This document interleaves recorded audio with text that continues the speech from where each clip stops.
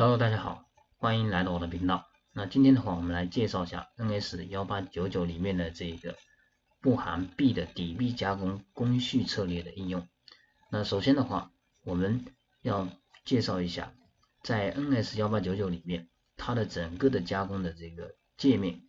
相对于 NS12.0 或者是说 NS8.5 这些比较低的版本而言，它的整个工序的图标已经发生了改变，而且他们对它的这个加工的这个序列的一些这个参数的设置已经改变了原来的这种结构哈，它现在已经改成这种特征数的浏览器的格式哈。那这边的话你可以看一下哈，那当我们选择这个不含币的底面加工的时候，我们点击确定哈，那这个时候你会发现它的这个工序里面参数的设置已经全部切换成这种选项卡的模式哈，那就不需要每一个参数通过点击进去编辑。那如果你是选择这种低版本的，那你就是不一样的哈。比如说我们选择这种 Media Planner， 然后选择这种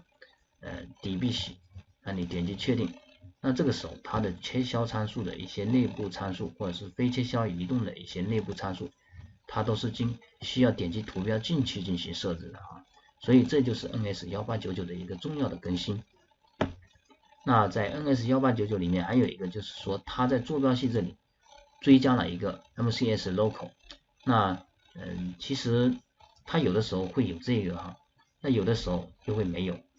那在这边的话，我们就不用去纠结了啊，其实我们只需要设置这个 MCS Man 这个就可以了啊。那至于说这个基于这个 Workpiece 的这个 MCS Local， 这个你可以不用管它啊。我们双击这个 MCS Mir， 首先我们第一个要设置的就是它这个主要的一个坐标系啊。那对于这种，我们其实第一个设置坐标系的原则就是说，我们的 S 是要对应我们零件的这个长边啊。Y 是要对应我们零件的短边，好，然后这里夹击偏置的话，正常我们是1哈，那这个是1还是2或者是这个3哈，这个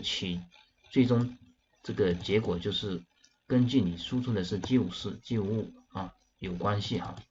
那除非你在这个后处理设置里面强制输出，不管它这个是多少，那么这里你就可以不用设置了哈。那正常的话，你是要去设置的哈，除非你已经强制了，那就不管它哈。那我们这边就不做详细的介绍，我们就让它自己去这个随便的就可以了哈。那因为我们基本上用的是3轴计算哈。OK， 那接下来这个就是要设定一个安全平面。那安全平面这里其实有挺多的哈。那我们在3轴加工的时候用的比较多的就是平面了啊。那如果是说后续有一些4轴的，那你可能会用到这种包容这个圆柱体哈，或者是说这种包容圆柱体，但是包容圆柱体它也是用在3轴会比较多。那在安全平面的设置，我们就是用平面的啊。那我们这里的话，这里有很多这种方式去选择你的平面哈。那我们默认选择这个零件的顶面幕面，然后呢对它的这个高度进行一个偏置，选择3个毫米，点击确定啊。那这边还有一个需要注意的就是，你的这个坐标系的设置正常是要根据你这个加工图纸基准来设置的哈。那我们这边作为有一些这个基础知识的人来而言的话啊，那我们就不做详细的介绍，反正你根据你图纸的这个基准，或者是说你这个基准角的基准，模具基准角的基准去设置你的这个坐标系就可以了啊。这样子的话能导致你这个加工出来的零件的误差最小化啊。OK， 那其他的地方我们基本上不需要去设置哈，所以我们这里在这个 MCS 里面，我们只需要设置2个参数，第一个就是你的坐标系，第二个就是你的安全平面。好，点击确定。那设置好了以后，我们就接下来设置这个 Workpiece。那 Workpiece 的话不是必须要设置的，但是对于简单的零件而言 ，Workpiece 可以直接去设置哈。只有在我们加工复杂的零件的时候，需要多工序的时候，我们正常是继承这个 MCS， 然后创建不同的 Workpiece 来控制你的加工公布的哈。OK， 那我们这边的话，直接选择这一个部件，好，我们点击确定。那第第二个我们要注意的就是指定这个毛胚哈。那毛胚的话，我们这里其实有挺多的哈。那我们正常用的最多的还是包容块和几何体。那这里我们就用包容块哈。如果你是要选择几何体的话，那其实也是可以的。那么你必须通过这种建模的方式绘制一个跟我们包容块一样的轮廓大小的这一个实体啊。那这个时候怎么去创建呢？那么你可以点击这里的这个电极，然后呢选择这个包容体啊，然后框选这个零件就可以了啊。这是最简单的一种啊。那另外一个你可以通过在切换到建模，然后呢通过绘制在这个面上绘制草图进行拉伸啊，拉伸的高度跟这个零件的这个高度一致就可以了啊。那最终的大小也是跟这个最大外形轮廓一致的啊。所以你可以看到我们当前的这个粉红色的这个就是我们的这个包容块啊。那这个 Z 的方向上你可以根据自己的需求去设置这个毛胚真实的毛胚啊。那如果你是要加工一个零件的话，它不可能是刚好是零啊。那正常我们上机床以后啊，特别是模具哈，它很有可能就是已经是精料了哈，它只需要加工某些区域的啊，所以你要注意一下。那如果不是的话，那么这个地方你是可以通过去设置你的毛胚的一点哈。OK， 那我们这边就介绍这边哈。那接下来指定检查里，那这边的指定检查要注意一下哈。那么我们正常是不在这个 workpiece 里面去设置指定检查的。那这里有两个方面，第一个检查体指定检查有什么用啊？如果你是要指定检查，一定要在这个 workpiece 里面设置的话，那么这一个一定是在你的所有工序里面都不会改变的检查体。比如说你的虎钳，从第一道工序加工到最后一道工序，你都不会改变你的这个位置的话，那么你可以在 workpiece 里面去设置你的检查啊。那如果不是的话，我建议你在单独的工序里面设置，这样子的话，避免因为你修改了这个检查体，导致你后面所有的工序都打上了静止的符号，这最终导致的结果就是你的每一道工序要重新去计算啊，这样子整体的这个效率是会受影响的就会影响你正常的一个工作的。OK， 那我们这边设置好 workpiece 以后，我们可以直接点击 workpiece 右键插入工序，然后在这边我们直接选择 NS1899 自带的 MIAPlanner 的第一个不含壁的底面加工。其实这边你可以看到它其实跟我们之前的第一版本的这个 MIAPlanner 的这个底壁洗其实是一致的只是它把这个名字变更了OK， 那我们就不管它，我们进去一一的介绍一下我们点击它，点击确定。那作为初学者的话，其实你不用刻意去理解这个位置，这里的位置的话，最简单的理解就是说它放在哪个东西哪个地方，比如说程序它放在 NC Program 下面，刀具就是你的多大的刀具那你有刀库的话，可以这边直接选择几何体。那这边我们选择继承的几何体是什么 workpiece， 所以我们创建的这个工序就跟这个 MCS local 一样，继承了这个 workpiece。当把它的减号减的时候，那么我们的工序就被收容在 workpiece 里面了。那方法的话是指你加工的这个部件的余量最主要。那这里的话，其实你不需要在这边更改也可以的那我们在我们加工内部工序里面可以对它更改，或者是说在后续对它进行设置。OK， 那我们选择这个几何体。主要的话，你点击主要主要这边你要注意一下，第一个其实它把这一个刀具的设置已经放在第一位了，这个其实也可以理解，因为我们正常加工的话，首先你要选择刀具嘛那我们就根据它的这个就是我们这个排列的顺序一一来介绍第一个我们首先选择这个主要，那这边我们刀具这边我们创建一把刀具，因为我们现在选的是这个不含壁的底面加工嘛所以对于侧壁而言它是没有意义的那不是说没有意义，在这边的话它这一个就比较适合加工我们类似于这种平坦的这种面哈。那我们直接创建一把刀具啊，我们选择这个 mirror， 然后呢我们选择第30的刀具哈。那正常这个刀具的话，根据你具体的这个刀具库里面的这个刀去选择啊。那指定切削区域里面，这个切削区域里面就是你需要加工的区域啊。那像这个零件的话，我们其实当你拿到毛坯的时候，其实我们只需要加工这个顶部面啊，所以我们其实选的就是这个区域。但是这里有一个问题，就是说你这里的话它是有孔的啊，有槽的啊，所以你选择的时候如果没有办法选择，建议你先把它创建一个这个正常的部件，就是不带这种孔或者槽的这个部件去选择这个面啊。OK， 那我这边的话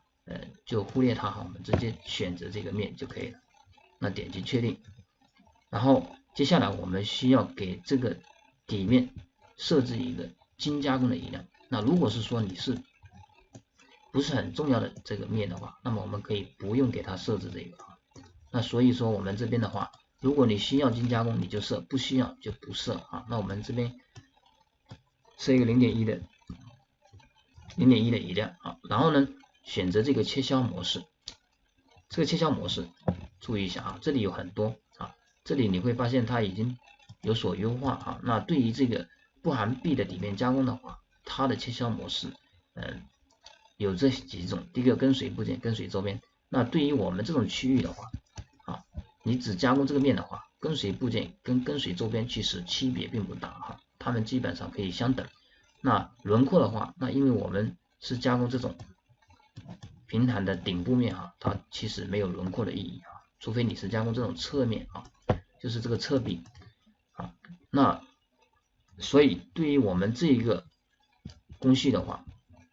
我们要加工这个顶部面的话，其实你只需要选择这个单向或者是往复啊。那如果是单向轮廓的话，那必定是说它这边有一个凸台，比如说我们这里有一个柱子啊，那这个时候你才需要考虑选择这种单向轮廓，因为一旦有这个凸台的话，那它的侧壁很有可能是会有残余量啊，因为我们这个刀具是圆的嘛，当它有凸台的时候，那这个地方多多少少都会有这种放大以后会有这种刺状的啊，所以说其实应该是这种啊，就是这种坑坑歪歪的这种啊，因为它不可能说没有走轮廓的话，它肯定这里会有这种状态啊。如果走了轮廓，这个地方肯定是没有了，因为被我们的刀具洗掉了啊。所以在这边的话，我们直接选择这种往复就可以了啊。那如果是精加工，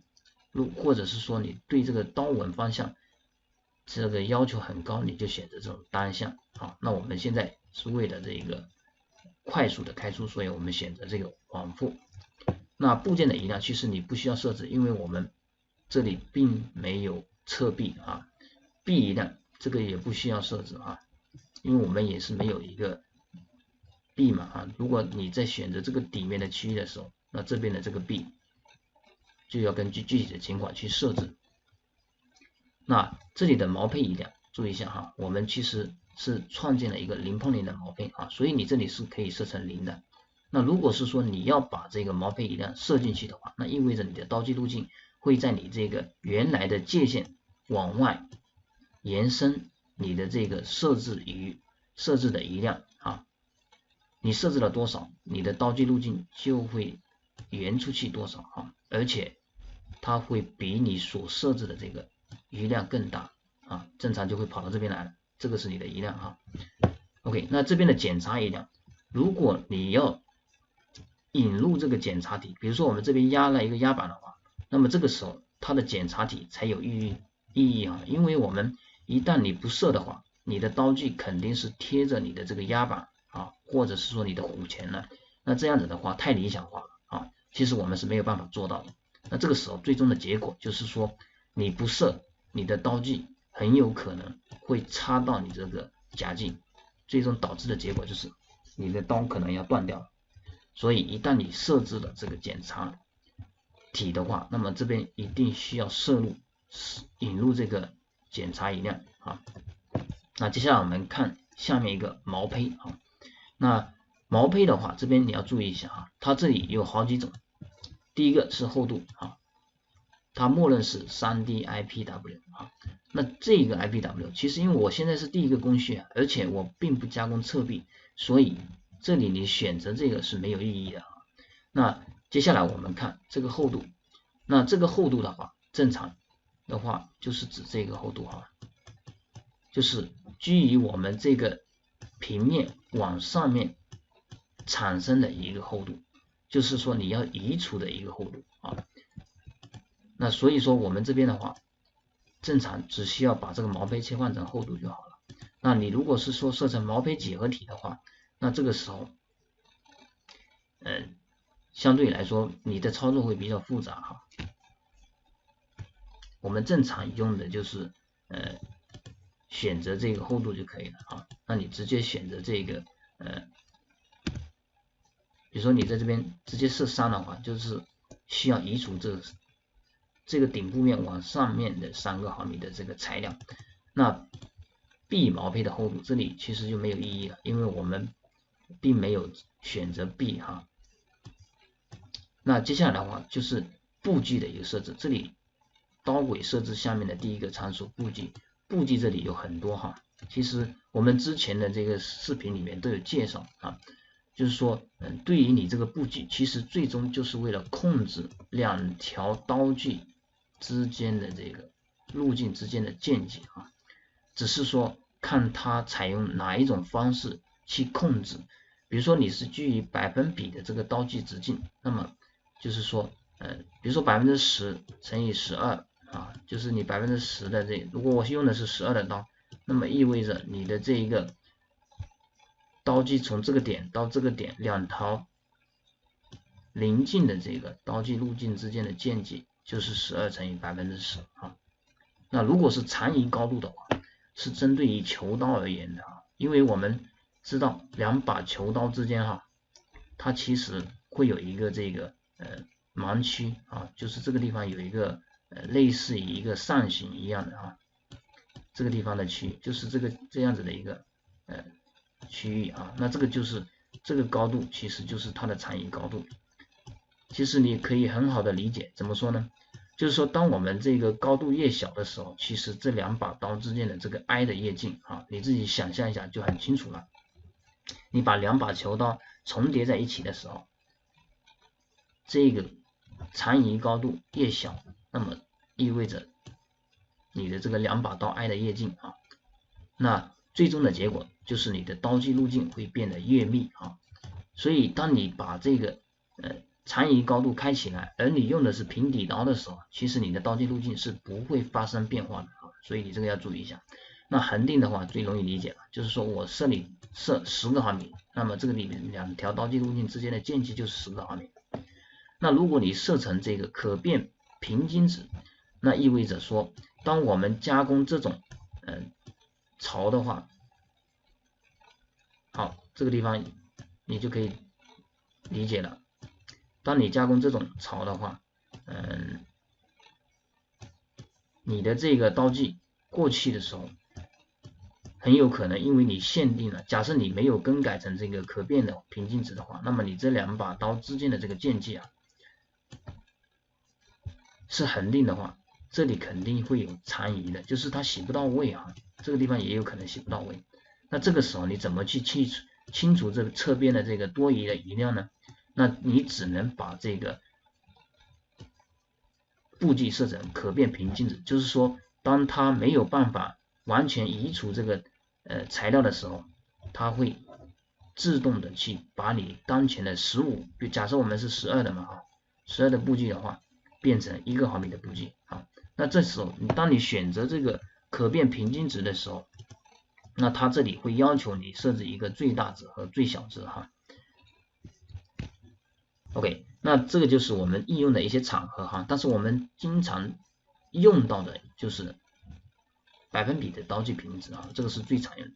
那这里的话，平值百分比的这个选择主要是看你加工的场合哈，正常情况下开出的话应该是75%以上，这是一个推荐值啊，你可以设成90%、甚至945都是可以的。那具体的话看你刀具的这个承受能力和你机床的一些刚性那每刀的切削深度主要是指你根据你当前的这个刀具大小，确定它加工每层的一个下刀的深度那正常的话，我们30的刀，那你干猛一点的话，可以1个毫米一刀当你把这个主要的这个参数设置完以后，其实你的刀具路径已经可以生成了那我们点击生成 ，OK， 那这个时候你的刀具路径就已经生成了那生成好以后，其实接下来就是需要一些这个优化。那这里的优化主要是在这一个非切削移动和一些这个侧列这边那侧列这边主要是说你的这一个加工的一个是方向就是说你是顺洗还是逆洗，这个地方正常是顺洗的那至于说这一项的这个偏置的话，那正常我们是不去这样搞的那如果有需要，你可以自己去根据这一个设置那我们这里正常是不设的那我这边就不做详细的介绍。那切削方向，然后切削角度这里我们稍微介绍一下。那这里其实如果是自动的话，那它是根据 SY 平面里面一个方向的自动如果你需要指定，那你就设指定那指定的话，它也是根据 SY 平面的这一个这里需要注意的一点就是说，我们当前 SY 是跟我们这一个平面是平行的当你的 SY 轴跟这个平面是垂直的话，那这个时候你设这个角度，如果是低版本的话，它是无效的那这个高版本肯定也有这种问题就是说，假设你的 SY 跟这个成为了 JS 的话，就是这个90度的跟我们这个面成为90度的话，那么这个时候你设这个的时候，很有可能是无效的所以你如果发现这种情况的话，那么你需要切换到建模状态下，把你的这个 WCS 设置成跟我们这个 MCS 这样子的这个重合重合的什么情况？就是最终就是这个 SY 跟这个面是平行的，而不是垂直的。OK， 那其他的你可以自己去设定根据这个，比如说双向矢量，这个你自己去设，矢量的话可以自己去选择那正常我们是自动的因为我们没有特殊的需求。那精加工刀路这边的话，你可以去选择这种精加工刀路这里的话要注意一个地方呢，就是说你如果不是封闭区域，其实加勾选这一个没什么意义正常情况你至少是要一个开放的这种槽，比如说我这边有一个槽那这个地方它外面是可以进刀的嘛，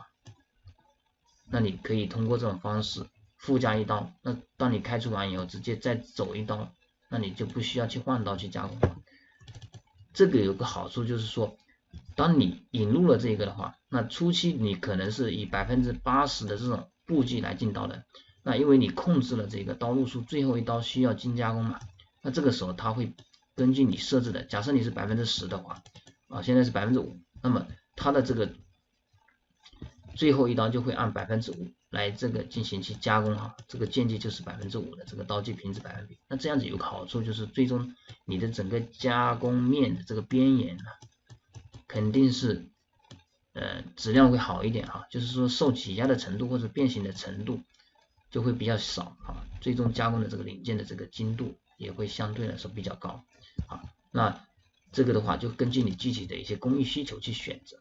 那这里的壁清理注意一下我们其实并没有这个导语就是说我并不是在槽里面，就是说这个假设这个槽里面是封闭的，而且中间有个凸台的话，那么这个时候你就需要考虑这个东西是壁清理在哪里是刚开始的时候就在这个导语里面绕一圈，还是说在你终点过来绕一圈这是有区别的一旦你有导语的话，你就需要把它开起来。如果你现在比如说我们现在这个零件其实是没有的，所以不需要把这个开起来那接下来这边的这个允许底嵌，那这个地方其实我们是3轴机床如果是3轴机床，你可以了解的是这个地方不需要勾因为我们这种就是符合我们正常加工的逻辑一旦你开起来的话，你可以看到这个地方刀具直接过去了，这种其实是不可能加工的啊。那它可以按这个避让的形式一直加工下来啊，所以这个地方要注意一下啊，除非你是定制的刀具啊。OK， 那我们这边的话，因为我这个零件只加工这个顶部面哈，所以不需要把这个勾起来。那接下来再来看一下这里的这个切削顺序，这里有优化什么起点、跟随起点、跟随驿站点，这里统一都是优化的。为什么？因为我们是按这个，比如说我们现在啊，它优化是这种走的啊，它是按距离最短，那标准它是按这个 J 字弯的啊。那这个时候虽然说差的别不大哈，但是你过来切换的话意义不大啊。那你就是如果你一定要过来，那你要根据具体的零件去选择哈。那跟随起点主要是使你跟随你指定的点哈，那跟随驿转点是跟随你预先转好的点啊。那这个我们正常是采用优化啊。那拐角处的这个形状，这个地方稍微要注意一下哈，凸角。那这边我们口头解释一下哈，延伸并修剪这种情况。那当我的刀具加工到这边的时候，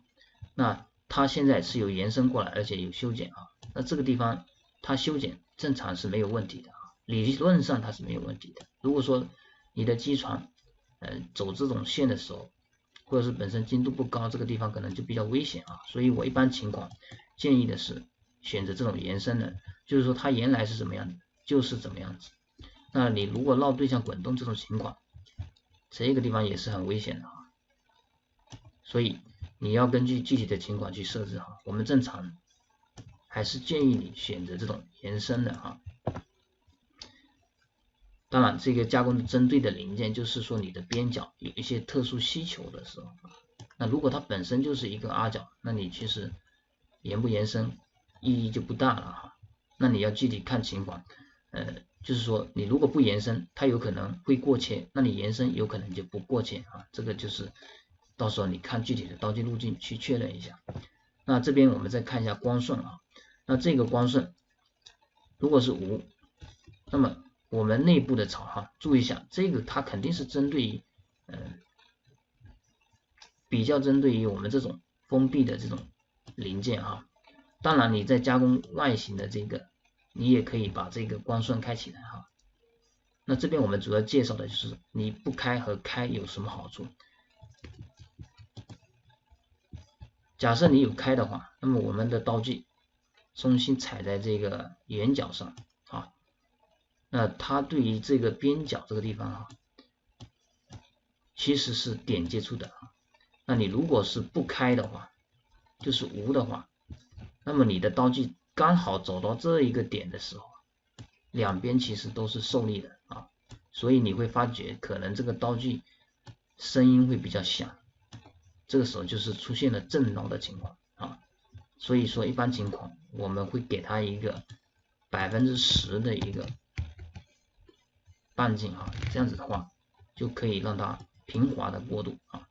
那至于说步距的限制，这个其实也比较好理解，就是说你的这个两条刀具路径之间的这个间距啊，那它你控制在150的话，那这边就是150，你控制的越小，这两个间距就越小啊。那调整镜给力，这个我们正常是不调整的啊。你如果是需要调整，这样子它会出现一个问题，就是说它的速度不可控啊，就是说它会在延误的地方有可能是变小了，也可能是变大了啊。那我们正常是无了。OK， 那这边的话，其实我们基本上对于这一个策略，对于不含壁的这个底面加工的策略，基本上就是这些内容啊。接下来的话，我们看一下连接哈。其实连接你会发现，这里的这个设置相对来说也比较少。如果你这里是开槽啊，这里它显的是，当我们选择这个跟随的时候，那么它这里中间它是直接抬刀快速过来下来进行加工的。那如果是切削呢，它就不管3721直接加工过来啊。这个时候你就要考虑了，这个地方是否需要这样的操作，你是否要提高效率的问题啊。如果说你要提高效率的话，那这里肯定是抬起来移过来啊。那还有一个就是移刀，但是你一旦选择移刀的话，这个地方它的策略就有限制了。这个策略主要是指我们这个结合这个主要这边的一些这个切削模式的策略，它主要只能用这种3种啊，所以我们这个要注意一下。OK， 我们接下来再来介绍一下几何体。其实我们刚才应该介绍这个几何体的，但是我们其实因为我们刚才2个已经先设定了嘛，所以我就没有去点到这边来讲一下。那这里需要注意的就是，我们当你指定了 B 几何体的话，那么你的这个切削参数里面的这个移量就会生效哈。我们把这个先关掉哈。就是说，当我们比如说你选择了这个侧壁的话，这边或者这边，那这个时候它的这个主要这边的这个 B 移量啊，你设置了它就会有变化了，就是你设置了它就会根据你这个 B， 根据你设定的值往这里面偏啊，所以你的这个B 移量只有你指定了才有效，没有指定它是无效的啊。那这里的话指定检查体，然后指定面边界啊，这个东西你可以自己去设置啊，你可以点击这里的这个设定这个加工面啊。那如果是说你需要指定检查体或者是检查边界，那么你只需要点选这个命令然后进去设置啊。那指定修剪边界的话，那这个也是一样的啊，就是说你可以通过自己绘制一条曲线来修剪，即使是内侧还是外侧，然后去控制这个刀击路径啊。OK， 那接下来我们再来介绍一下这个进刀哈。那我们点击进刀，那其实这里因为我们现在其实只加工顶部面，所以你这里只需要开启这个线性的这个加工模式。那封闭区域其实只需要设置与开放区域相同，那这样的话整个就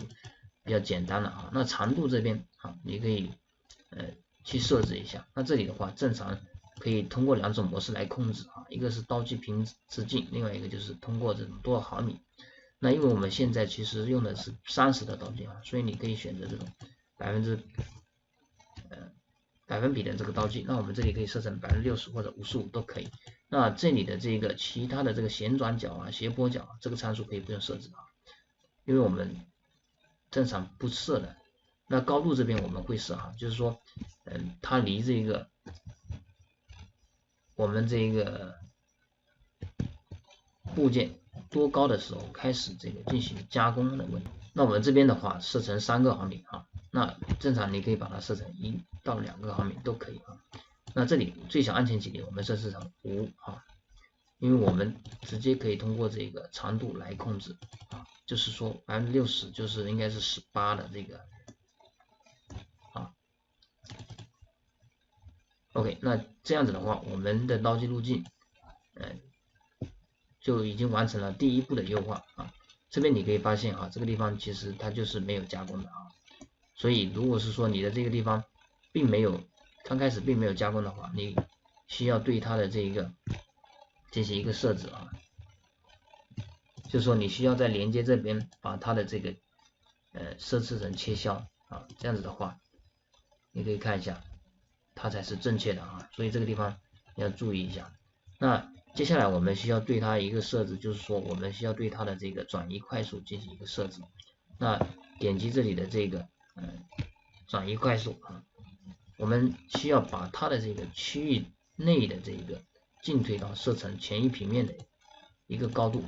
这样子的话它就不需要每一次的这一个加工完以后抬到我们设定的安全高度。OK， 我们点击生成这个时候你会发现这个线变成这个蓝色的点画线，就是虚线啊，那么这个就是一个快进线啊。OK， 那经过这些的设置以后，我们这一个不含 B 的底面加工的这个简单的编程就已经完成了啊。所以作为一个新手的话，你可以直接通过这些设置就可以生成这种可以直接上机的这个刀击路径。OK， 那我们今天的内容就先简单介绍到这边啊，感谢大家的收看。那如果喜欢我的视频，欢迎点击视频右下方的订阅按钮，拜拜。